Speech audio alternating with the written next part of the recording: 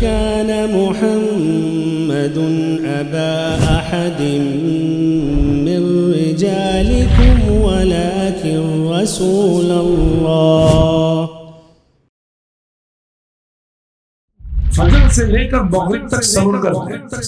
ان میں سے بعض یہ غلطی کرتے ہیں کہ افطار بیڑی سے کرتے ہیں. پہلے تو صرف جھگڑا ایک چاند اور الگ الگ چاند کا تھا. چاند دیکھنے کی ضرورت نہیں, شہادت لینے کی ضرورت نہیں. وہ تو سائنس کی بنیاد پر ڈکلیئر کرتے ہیں کہ رمضان شروع کب ختم, عید کب ہوگی.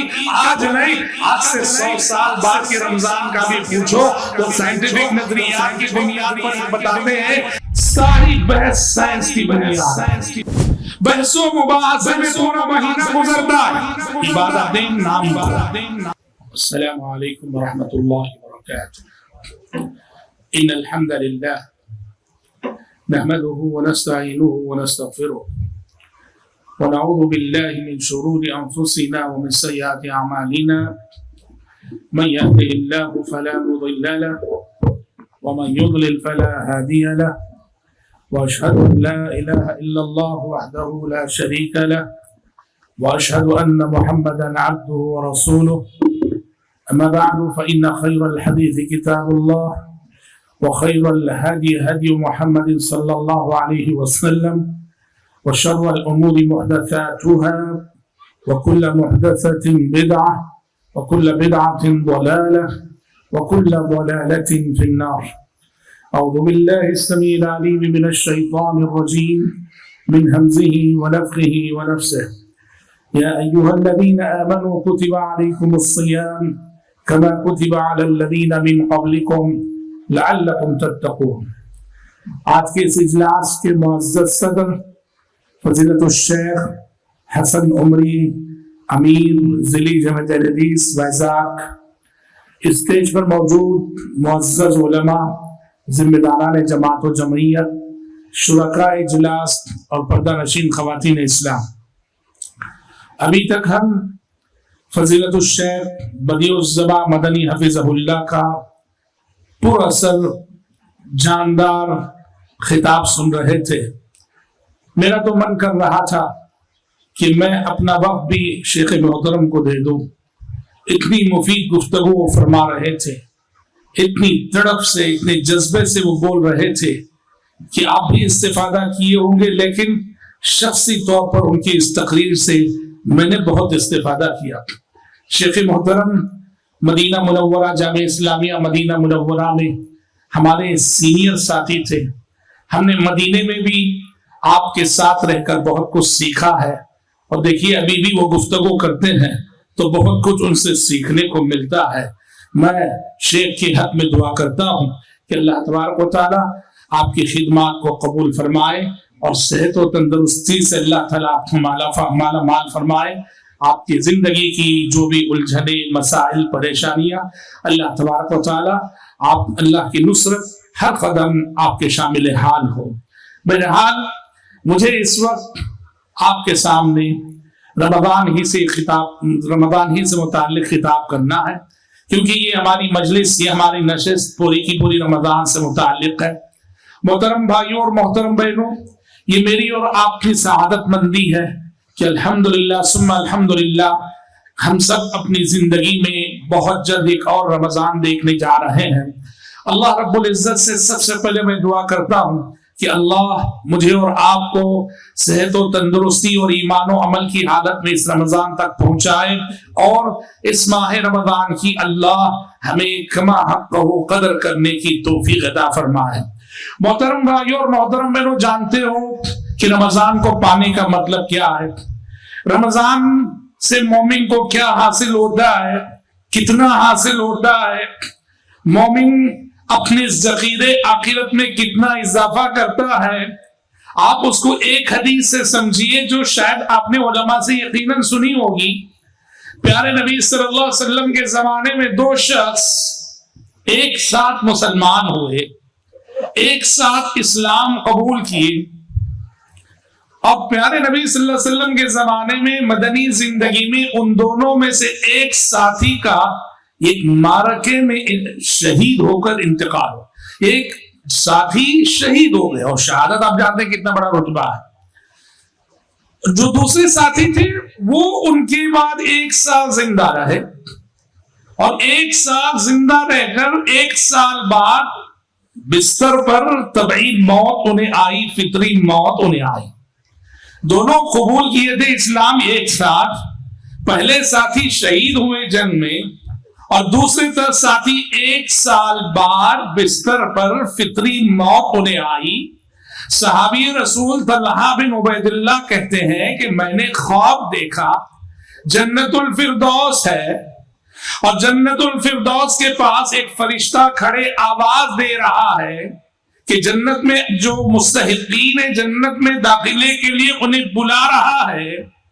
تو طلحہ بن عبید اللہ کہتے ہیں میں نے دیکھا کہ وہ ساتھی جو 1 سال بعد بستر پر فطری موت مرے تھے، پہلے ان کا نام لیا گیا، انہیں آواز دی گئی، پہلے وہ جنت میں داخل کیے گئے، اور اس کے بعد اس ساتھی کا نام لیا گیا جو شہید ہوئے تھے۔ طلحہ بن عبید اللہ کہتے ہیں میں بھی وہیں کھڑا تھا، خواب میں انہوں نے دیکھا تھا میں بھی وہیں کھڑا تھا۔ تو مجھ سے اس فرشتے نے کہا ابھی تمہارے داخلے کی گھڑی نہیں آئی ہے، ابھی تمہارے داخلے کا وقت نہیں آیا، اس لیے کہ وہ دنیا میں تھے میرا۔ وہ جاگے، اپنا خواب سنایا، صحابہ کو حیرت ہوئی کہ جو شہید ہوئے وہ بعد میں جنت میں جا رہے ہیں، اور جو فطری موت مرے وہ پہلے جنت میں جا رہے ہیں۔ صحابہ میں چیمی گوئیاں ہونے لگی۔ پیارے نبی صلی اللہ علیہ وسلم کو پتا چلا کہ صحابہ کو حیرت ہو رہی ہے کہ شہید کیوں پیچھے ہو گیا، بستر پر وفات پانے والا شخص پہلا کیوں ہو گیا۔ تو آپ صلی اللہ علیہ وسلم نے صحابہ کو جواب دیتے ہوئے کہا کہ سچ ہے کہ پہلا ساتھی شہید ہوا تھا، لیکن وہ جو دوسرا ساتھی تھا گرچہ کہ وہ بستر پہ فطری موت مرا، لیکن آپ نے کہا اس نے جو اس کے بعد 1 سال کی زندگی پائی، اس 1 سال کی جو نمازیں اس نے پڑھی، اور اس 1 سال کا رمضان جو اس نے پایا، رمضان کی عبادتوں نے اس کے رتبے کو شہید سے افضل کر دیا، شہید سے بڑھا دیا۔ غور کیجئے یا رک کر، اللہ اکبر، کہ رمضان میں اگر ہم اور آپ خلوص کے ساتھ، للہیت کے ساتھ، اخلاص کے ساتھ اگر عبادت کریں گے نا، تو واللہ العظیم اعلیٰ مدارک، اعلیٰ مدارج، اعلیٰ مراتب ہمارے منتظر ہیں، اور اللہ ہی بہتر جانتا ہے کہ کیا کچھ ہمیں اور کتنا کچھ ملے گا۔ سلف صالحین رحمت اللہ علیہ مجمعین اسی ان کے بارے میں آتا ہے کہ رمضان کی آمد سے 5-6 مہینے قبل سے ان کی دعا کا ایک حصہ ہوتا تھا، کہتے تھے اللہم بلغنا رمضان، اللہ رمضان تک پہنچا دے، رمضان تک پہنچا دے۔ اور جب رمضان آ جاتا خوب عبادت کرتے، خوب عبادت کرتے، اور جب رمضان رخصت ہو جاتا تو یہ دعا شروع کر دے کہ پروردگارہ جو عبادتیں ہم نے رمضان میں کی ہیں ان عبادتوں کو قبول فرما۔ گویا ان کا پورا سال رمضان کے شوق میں گزرتا، رمضان کے ذوق میں گزرتا، رمضان کی جستجو میں گزرتا۔ محترم بھائیوں، محترم بہنوں، یہاں رک کر میں ایک بات کی جانب توجہ دلانا ضرور سمجھتا ہوں۔ شیطان کا مکر و فریب ہے، شیطان بڑا مکار ہے، بڑا عیار ہے۔ بندے مومن کو بہکانے اور گمراہ کرنے کے سلسلے میں اس کی چال بازیاں بڑی عجیب ہیں۔ رمضان میں ہم دیکھتے ہیں کہ شیطان رجیم اور ابلیس مردود اور اس کی ذریت ہم میں سے بہت ساروں کو ان افضل کاموں سے، ان فضیلتوں سے دور رکھنے کے لیے غیر اہم کاموں میں ہمیں مبتلا کر کے چھوڑ دیتا ہے۔ غیر اہم کاموں سے مراد کیا ہے؟ ہمارے معاشرے میں کچھ لوگ ہیں، اور خصوصاً میں ہمارے نوجوان نسل سے کہتا ہوں جو فیس بک پہ، انٹرنیٹ پہ بیٹھتے ہیں، وہ اس فتنے میں زیادہ ملوث ہیں۔ رمضان جب آتا ہے چاند دکھنے سے پہلے ہی بحث شروع کر دے رؤیت ہلال، ایک چاند ہونا چاہیے یا الگ الگ چاند ہونا چاہیے۔ پہلے تو صرف جھگڑا ایک چاند اور الگ الگ چاند کا تھا، اب تو ایڈوانس، ان سے بھی یہ گروپ ایڈوانس ہو کر جو ہجری فلکیات کے حساب سے چلنے والے لوگ ہیں، وہ ایک چاند والوں سے بھی آگے بڑھ کر وہ سائنس کو بنیاد بنا کر، سائنٹیفک نظریات کی بنیاد پر وہ چاند دیکھنے کی ضرورت نہیں، شہادت لینے کی ضرورت نہیں، گواہی لینے کی ضرورت نہیں، وہ تو سائنس کی بنیاد پہ ڈکلیئر کرتے ہیں کہ رمضان شروع کب ختم، عید کب ہوگی، آج نہیں، آج سے 100 سال بعد کے رمضان کا بھی پوچھو، وہ سائنٹیفک نظریات کی بنیاد پر یہ بتاتے ہیں کہ آج سے 100 سال بعد کا رمضان فلاں دن شروع ہوگا، فلاں دن ختم ہوگا، یہ رمضان 29 کا ہوگا۔ یہ ساری بحث سائنس کی بنیاد پر، بحث و مباحثے میں پورا مہینہ گزرتا ہے، عبادتیں نام کو، عبادتیں ڈھنگ سے نہیں کرتے، تلاوت ٹھیک سے نہیں کرتے، قیام اللیل کا اہتمام اتنا زیادہ نہیں ہوتا، سارا زور ہوتا ہے رؤیت ہلال کے مسئلے پر بحث کرنے میں۔ یاد رکھنا ہوشیار، یہ شیطان کا فریب ہے، سلف کا اجماع ہے کہ فلکیات کا حساب، علم فلکیات کا رؤیت ہلال کے مسئلے میں کوئی عمل دخل نہیں ہے، یہ خالص شرعی مسئلہ ہے۔ اس کو یہ دیکھو، میں ایک حدیث، صرف اس ایک حدیث پہ غور کیجئے، آپ کو سمجھ میں آ جائے گا کہ یہاں سائنس کے نظریات کو لانا اور سائنٹیفک بنیادوں پہ بحث کرنا بالکل غلط ہے۔ ایک سے ایک حدیث کو سمجھ جائیے آپ، کیا ہے حدیث؟ آپ نے کہا اگر 29ویں شعبان ہے یا 29ویں رمضان ہے، شعبان کی 29ویں رات یا رمضان کی 29ویں رات، آپ چاند دیکھ رہے ہیں کہ کل رمضان شروع ہو رہا ہے یا پھر یہ کہ کل 30 شعبان ہے، چاند دیکھنے کی آپ کوشش کرتے ہیں، مسئلہ یہ ہوا کہ آپ کے شہر میں مطلع ابر آلود ہو گیا، ابر آ گیا، اب ابر آ گیا تو ظاہر بات ہے کہاں سے دکھے گا چاند؟ کسی کو نہیں دکھے گا۔ پیارے نبی نے حدیثوں میں صاف صاف سیدھے سیدھے فرمایا ہے، تم 29 کی شام چاند دیکھنے کی کوشش کرتے ہو اور تمہارے سامنے مطلع ابر آلود ہو جاتا ہے، تو سیدھے سیدھے یہ سمجھ جاؤ کہ کل کا جو دن ہے وہ 30 تاریخ۔ اگر 29 شعبان کو دیکھ رہے تھے چاند آپ اور مطلع ابر آلود ہو گیا تو سمجھ جاؤ آنے والا دن 30ویں شعبان ہے۔ 29ویں رمضان کو دیکھ رہے تھے آپ چاند، مطلع ابر آلود ہو گیا، سمجھ جاؤ کہ آنے والا دن 30ویں رمضان ہے۔ حالانکہ سائنٹیفکلی اگر دیکھا جائے تو یہ ہو سکتا ہے کہ یہ اگر ابر نہ ہوتا تو شاید چاند سچ مچ رہا ہوتا، چاند تھا، ابر کی وجہ سے ہمیں دکھ نہ سکا، سمجھ رہے؟ سائنٹیفکلی چاند کے وجود کا امکان ہے۔ شریعت نے کہا اگر ابر آ گیا تو سیدھے سیدھے طے کر لو کہ کل کا دن 30واں دن ہے، 30ویں تاریخ ہے۔ جس سے سمجھ میں آتا ہے کہ اس مسئلے میں سائنس کو لا کے وہ گہری بحثیں کرنا اس کی قطعاً گنجائش نہیں، یہ سیدھا سادہ دین ہے۔ پیارے نبی نے کہا ان امۃ امیہ لا نحسب ولا نکتب، ہم امی قوم ہیں، ہم لا نحسب ولا نکتب، پڑھنا لکھنا حسابات کی گہرائی میں جانا یہ ہمارے بس کی بات نہیں۔ آپ نے کہا کہ مہینہ 30 کا بھی ہوتا ہے، 29 کا بھی ہوتا ہے، چاند دیکھ کر روزہ رکھو، چاند دیکھ کر روزہ چھوڑو۔ کہنا یہ ہے، مختصر بات یہ کہ بہت سارے ہمارے بھائی بحث و مباحثے میں وقت گزارتے ہیں، وقت برباد کرتے ہیں۔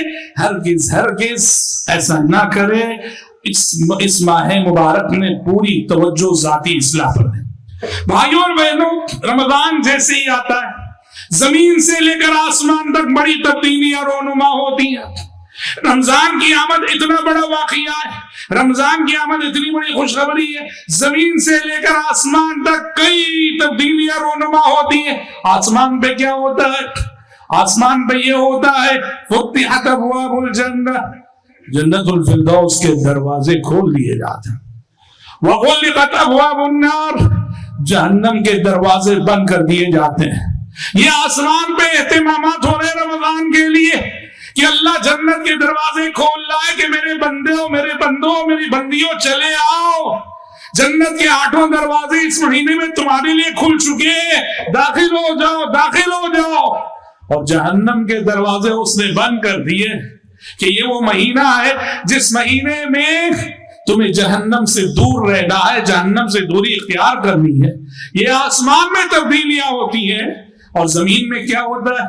صفدت الشیاطین یا صفدت مردت الشیاطین۔ زمین میں یہ اہتمام ہوتا ہے جو مخلوق شر ہے، گمراہ کرنے والی مخلوق ہے، ابلیس مردود اور اس کی ذریت ہے، اس میں سے جو سرغنہ قسم کے، لیڈر قسم کے ہیں نا، سرکش قسم کے، اللہ انہیں جکڑ کے رکھ دیتا ہے، ان کے اثرات کو محدود کر دیتا ہے۔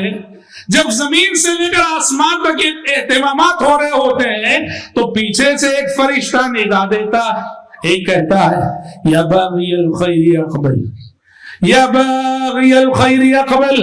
ایک فرشتہ رمضان کی پہلی رات ندا دیتا، اعلان کرتا ہے اے خیر کے چاہنے والے، اے خیر سے محبت کرنے والے، آگے بڑھ کے ماہ رمضان آ چکا۔ دوسرا فرشتہ کہتا ہے وَيَا بَاغِيَ الشَّرِّ أَقْصِرْ، اور اے گناہوں کے چاہنے والے، برائی کے چاہنے والے، بس کر، دیکھ کہ رمضان کا مہینہ آ چکا ہے۔ فرشتے ندا دیتے ہیں، فرشتے کی ندا کے ساتھ، فرشتے کے اعلان کے ساتھ ماہ رمضان کا آغاز ہوتا ہے، اور ہم دیکھتے ہیں واللہ العظیم رمضان کی آمد کے ساتھ ہی عالم اسلام میں جو بہار دیکھنے کو ملتی ہے۔ اللہ اکبر۔ جو بے نمازی تھے وہ نمازی بن گئے، جو بے دین تھے وہ دیندار بن گئے، جہاں مسجدیں خالی تھی مسجدیں بھرنے لگی، جن کے قدم کبھی مسجد کی طرف اٹھتے نہ تھے بڑھتے نہ تھے، ان کے قدم مسجد کی طرف اٹھنے لگتے ہیں، بڑھنے لگتے ہیں، چلنے لگتے ہیں۔ گھروں میں موسیقی بند ہو جاتی ہے، ایک مہینے کے لیے ٹیلی ویژن کو چھٹی کر دی جاتی ہے، بری لت والے اپنی بری عادتوں کو چھوڑ دیتے ہیں، گناہوں کا ارادہ کرنے والے گناہوں کا ارادہ ایک مہینے کے لیے صحیح ترک کر دیتے ہیں۔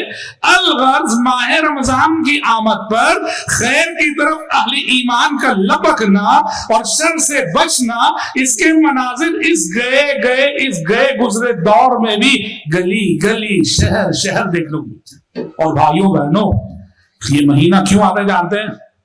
یہ ہماری تربیت کرنے کے لیے آتا ہے، یہ تربیت کا مہینہ ہے۔ رمضان تربیت کا مہینہ ہے۔ اس مہینے میں ہر بندے مومن کی تربیت ہوتی ہے۔ کیسی تربیت ہوتی ہے؟ جسمانی تربیت بھی، روحانی تربیت۔ جسمانی تربیت بھی ہوتی ہے اس مہینے میں، روحانی تربیت بھی ہوتی ہے اس مہینے میں۔ جسمانی تربیت کیسے؟ ہم جو بھوکے رہتے ہیں، روزے کی عبادت ہم جو رکھتے ہیں، وہ تو اللہ کی رضا پانے کے لیے روزہ رکھتے ہیں، لیکن اس سے جو جسمانی فائدے حاصل ہوتے ہیں، آج میڈیکل سائنس کا اتفاق ہے، بڑے بڑے ڈاکٹرز روزے کے فوائد ذکر کرتے ہیں کہ ہم جو صبح سے شام تک بھوکے رہتے ہیں، یہ بھوک کینسر کے سیلز کو ختم کر دیتی انسان کے جسم سے۔ بھوکے رہنے سے انسانی بدن سے کہ جن کی جسم میں کینسر کے سیلز پیدا ہو رہے ہوتے ہیں، آپ جانتے ہیں موجودہ دور میں اللہ ہر شخص کو جو زندگی کا حریص ہے، لالچی ہے، طلبگار ہے، ہر شخص کو ایک چیز کا بڑا خوف لاحق ہوتا ہے، کہیں بھی کوئی زخم نکلے، کہیں بھی کوئی پھوڑا آئے، کہیں بھی کوئی درد آئے، سب سے پہلے یہ وسوسہ آتا ہے کہیں کینسر تو نہیں۔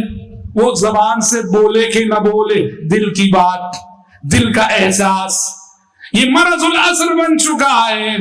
روزہ ایسی عبادت ہے کہ میڈیکل سائنس کہتی ہے کہ جسمانی اعتبار سے اتنا بڑا فائدہ ہوتا ہے کہ کینسر کے سارے سیلز انسانی جسم سے ختم ہو جاتے ہیں روزے کی برکت سے۔ یہ جسمانی اور روحانی تربیت کی بات کیا کرے۔ اللہ اکبر۔ اس مہینے کی کا لمحہ اس مہینے کی ساری عبادتیں میری اور آپ کی روحانی تربیت کرتی ہے۔ آپ ایک روزے کو لے لو نا، ایک روزے کو لے لو آپ دیکھیے کہ روزے میں کتنے عظیم فائدے ہیں، اور روزہ میری اور آپ کی کیسی کیسی تربیت کرتا ہے، اور کیا کیا صفات میرے اور آپ کے اندر پیدا کرتا ہے۔ 3 صفتیں میں بطور مثال پیش کرتا ہوں۔ ہم روزہ رکھتے ہیں نا، روزہ مجھے آپ کو اور ہر روزے دار کو اخلاص و للہیت کا سبق پڑھاتا ہے، اخلاص نیت کا درس دیتا ہے، ریاکاری سے بچنے کی تعلیم دیتا ہے۔ روزے کی عبادت میں جتنا اخلاص ہوتا ہے واللہ شاید اتنا اخلاص کسی اور عبادت میں نہیں ہوتا۔ کیوں جانتے ہیں؟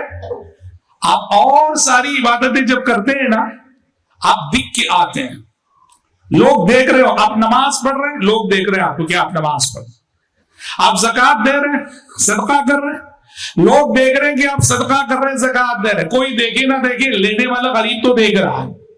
آپ حج کر رہے ہیں، دنیا دیکھ رہی کہ حج کر رہے ہیں، آپ تلاوت کر رہے ہیں، دنیا دیکھ رہی کہ آپ تلاوت، ساری کی ساری عبادتیں لوگ ہمیں دیکھ رہے ہوتے ہیں، اور لوگوں کے دیکھنے کی وجہ سے کہیں نہ کہیں ریاکاری کے خیالات پیدا ہونے کا ایک شائبہ ضرور ہوتا ہے۔ لیکن روزہ ایک ایسی عبادت ہے کہ واللہ آپ روزے سے ہیں کسی کو نہیں معلوم، جب تک آپ خود زبان سے بتا نہ دیں، کہہ نہ دیں کہ میں روزے سے ہوں، کسی کو نہیں معلوم ہوتا ہے۔ اس طرح گویا روزہ ہمارے اندر اخلاص و للہیت کا پیغام دیتا ہے، اخلاص و للہیت کی صفت پیدا کرتا ہے۔ ہم سمجھتے ہیں کہ ہمارے زمانے میں موجودہ دور میں سب سے زیادہ جس صفت کی کمی ہے وہ کیا ہے؟ یہی اخلاص، سب سے زیادہ۔ پہلے تو دیندار کم، دینداروں میں بھی ریاکاروں کی کثرت، مخلص بندے، مخلص دیندار جن کی نیتوں میں اخلاص ہو، جن کی زندگیوں میں خلوص ہو، وہ تو بہت کم ہے، بہت کم ہے، بہت کم ہے۔ اور روزہ اسی عظیم صفت کو ہمارے اندر پیدا کرتا ہے، سمجھ لیں۔ دوسری صفت، روزہ ہمارے اندر ایک اور احساس کی تربیت کرتا ہے۔ وہ کیا احساس ہے؟ کہ ہم اللہ کی نگرانی میں ہیں، اللہ مجھے دیکھ رہا ہے، اللہ مجھے سن رہا ہے۔ پورا ایک مہینہ اس احساس کی تربیت ہوتی ہے جس کو اہل علم مراقبۃ اللہ سے تعبیر کرتے ہیں کہ مراقبۃ اللہ، اللہ ہمیں دیکھ رہا ہے، میں اللہ کی نگرانی میں ہوں۔ تبھی تو سخت گرمی کا موسم ہوتا ہے، ہم کچن روم میں ہوتے ہیں، ہمارے سامنے فریج میں رکھا ہوا ٹھنڈا ٹھنڈا پانی اور جوس ہوتا ہے، اور کوئی دیکھنے والا بھی نہیں ہوتا ہے، ہم پانی نہیں پیتے، صبر کرتے ہیں، کیوں؟ کوئی دیکھے نہ دیکھے اللہ تو دیکھ رہا ہے۔ روزے کی حالت میں یاد رکھنا، پورا ایک مہینہ اس احساس کی تربیت ہوتی ہے، اور جب ایک مہینہ اس احساس کی تربیت ہو جاتی ہے تو بقیہ 11 مہینے یہ احساس انسان کو گناہوں سے بچاتا ہے کہ دیکھو تم اللہ کی نگرانی میں ہو، اللہ دیکھ رہا ہے، اللہ سن رہا ہے۔ تیسری چیز، روزے کی عبادت صرف حقوق اللہ سے متعلق درس نہیں دیتی، روزے کی عبادت حقوق العباد سے متعلق بھی بہت سارے سبق ہمیں دیتی ہے، جس میں بنیادی چیز کہ رمضان کے روزوں کی عبادت میرے اور آپ کے دل میں یا ہر روزے دار کے دل میں غریبوں سے ہمدردی پیدا کرتی ہے۔ کیسے بھائی؟ جب ہم صبح سے شام تک روزے کے لیے بھوکے رہتے ہیں، پیاسے رہتے ہیں، تو بھوک اور پیاس کی تکلیف کا احساس ہوتا ہے ہمیں کہ بھوک کی تکلیف کسے کہتے ہیں، اور جب ہمیں بھوک کی تکلیف کا احساس ہوتا ہے تو یہ احساس ایک دوسرے احساس کو پیدا کرتا ہے کہ بیچارے ان غریبوں پہ کیا گزرتی ہوگی جن کے سال کے بقیہ 11 مہینے بھی اس بھوک میں گزرتے ہیں، اور یہی سے ہمارے اندر غریبوں کے تعلق سے ہمدردی پیدا ہوتی ہے، غمخواری پیدا ہوتی ہے، غمخواری کا جذبہ پیدا ہوتا ہے۔ یاد رکھنا، اصل روزہ وہی روزہ ہے جس سے یہ ساری صفتیں ہمارے اندر پیدا ہو۔ روزہ رکھیں ہم اور یہ صفتیں پیدا نہ ہو تو پھر اللہ تبارک و تعالیٰ کو ایسے بھوکے پیاسے رہنے کی کوئی ضرورت نہیں ہے۔ آپ نے کیا کہا؟ لیس المسلم الذی یشبع وجارہ جائع، کہا کہ وہ مسلمان نہیں جو خود پیٹ بھر کے کھا رہا ہو اور حال یہ ہے کہ اس کا پڑوسی بھوکا ہے، بھوکے پڑوسی کی بھوک کا احساس نہیں ہے، ایسے مسلمان کو مسلمان مت کہو۔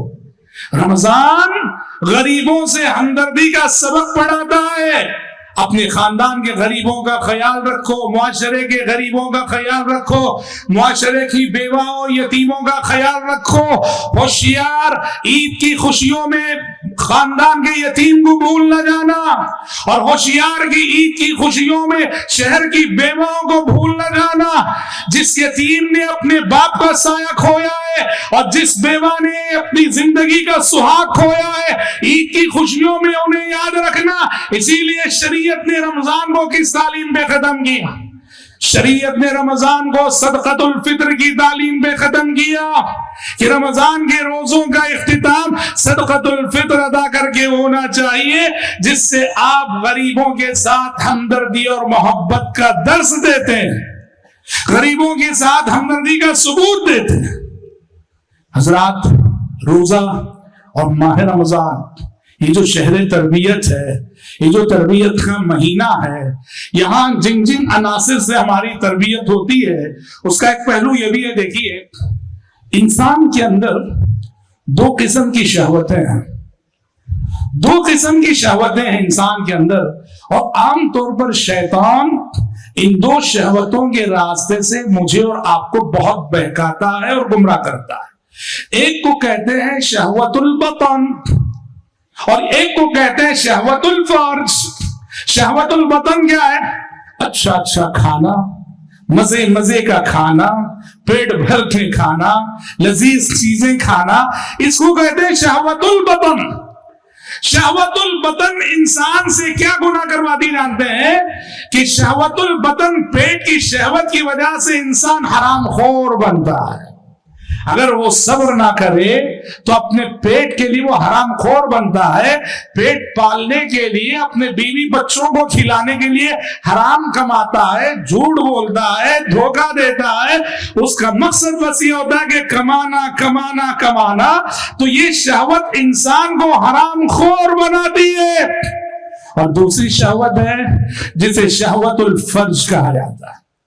ہاں، شرمگاہ، جنسیات، سیکس، ہر انسان کے اندر یہ چیز ہوتی ہے، اور انسان اگر اس کو قابو میں نہ رکھے تو نعوذ باللہ ثم نعوذ باللہ بد اخلاقی کا شکار ہوتا ہے، زناکاری کا شکار ہوتا ہے، ہومو سیکس کا شکار ہوتا ہے۔ روزہ ایک ایسی عبادت ہے کہ روزہ ان دونوں شہوتوں کو کچلتا ہے، ان دونوں شہوتوں کو جائز دائرے میں رکھتا ہے۔ اسی لیے پیارے نبی صلی اللہ علیہ وسلم نے فرمایا، یا معشر الشباب من استطاع منکم الباءة فلیتزوج فإنه اغض للبصر واحسن للفرج ومن لم يستطع فعليه بالصوم فإنه له وجاء۔ آپ نے کہا کہ اے نوجوانوں، تم میں سے جس کے اندر بھی شادی کرنے کی مالی استطاعت ہو اسے جلدی شادی کر لینا چاہیے۔ ومن لم يستطع، اور جس کے اندر شادی کرنے کی مالی سکت نہ ہو، ظاہر بات ہے شادی کرنے کے لیے مال چاہیے، بیوی کو مہر دینا ہے، کسی چھت کے نیچے ٹہرانا ہے، 3 وقت کھلانا ہے، مال کی ضرورت تو پڑتی ہے۔ اگر ابھی تمہارے اندر شادی کرنے کی مالی استطاعت نہیں آئی ہے فعلیہ بالصوم، تو اخلاق کی حفاظت کیسے ہو، کردار کی حفاظت کیسی ہو؟ علیہ بالصوم، اس کو چاہیے کہ وہ روزہ رکھے، فإنہ لہ وجاء، اس سے کہ روزہ کیا کرتا ہے کہ اس کی خواہشات کو کچل دیتا ہے۔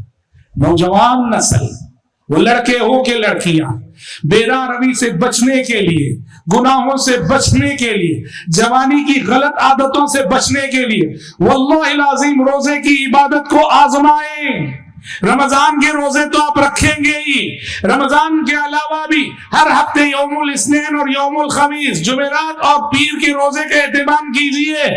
دیکھو کہ آپ زندگی میں اخلاق بندگی کی کس معراج پہ آپ چلنے لگتے ہیں، فائز ہونے لگتے ہیں۔ روزہ جو ہے نا، الصوم جنہ، اسی لیے پیارے نبی نے کہا روزہ ڈھال ہے، ڈھال۔ روزے کو کیا کہا؟ ڈھال۔ ڈھال کیا کرتی ہے؟ جنگ میں آپ کے پاس ڈھال ہوتی ہے تو آپ کا دشمن کدھر سے بھی حملہ کرے وہ ڈھال آپ کو بچاتی ہے، چاروں طرف سے بچاتی ہے، ہاتھ میں بس ڈھال ہو۔ پیارے نبی نے کہا روزہ بھی یہی ڈھال ہے۔ شیطان تم پر حملہ کرنے کے لیے وہ آگے سے بھی آئے گا، وہ پیچھے سے بھی آئے گا، وہ دائیں سے بھی آئے گا، وہ بائیں سے بھی آئے گا، کیونکہ جب وہ دھکارا گیا تھا اس نے اللہ سے کہا تھا ثم لآتینہم मिन बैनि अयदीहिम व मिन खल्फिहिम व अन अयमानिहिम व अन शमाइलिहिम। अल्लाह मैं तेरे बंदों पर हमला करूंगा, कहां से?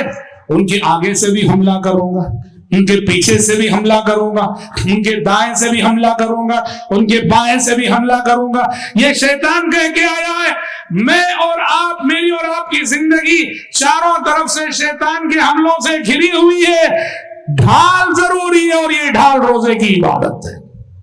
रोजे की इबादत है। रोजे का एहतिमाम इस इरादे से करो, इस नीयत से करो। और मैं गुफ्तगू के इख्तिताम पर एक बात कहकर अपनी गुफ्तगू को खत्म करना चाहूंगा कि रमजान आ रहा है, इसका इस्तकबाल नेक नीयती, नेक इरादों और नेक अज़ाइम के साथ कीजिए। क्या मतलब है? मेरे अंदर क्या कमजोरी है मैं बेहतर जानता हूं, और आपके अंदर क्या कमजोरी है आप बेहतर जानते हैं। इरादा करो इस रमजान में हम अपनी उस कमजोरी की इस्लाह करेंगे। मेरे अंदर कोई गलत आदत होगी, आपके अंदर भी कोई गलत आदत होगी। इरादा करो कि इंशाअल्लाह इस रमजान से मैं उस गलत आदत को छोड़ूंगा। कुछ नेकियां होंगी जो हमारे अंदर नहीं होंगी। इरादा करो इंशाअल्लाह वो नेकियां हम अपनी जिंदगी में पैदा करेंगे। समझ रहे हैं? माल की मोहब्बत में बाज लोग सदका करने से हाथ खींचते हैं, माल की मोहब्बत नहीं। माल हाथ में रहने दो, उसे दिल में जगह ना दो। माल दिल में रहने की चीज नहीं, वो मैल है, मैल जिंदगी का मैल है।